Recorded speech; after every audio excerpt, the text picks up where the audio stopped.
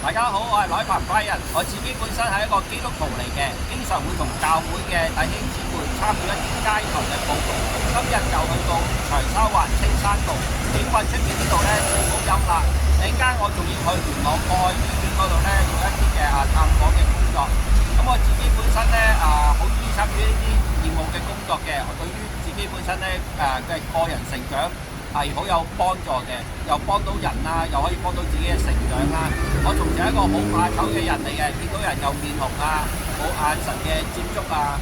咁參與一啲義務嘅工作咧，訓練到我嘅膽量啦，同埋咧就係點樣同人打開個話匣子啦，處理人哋嘅情緒唔同嘅意見啦。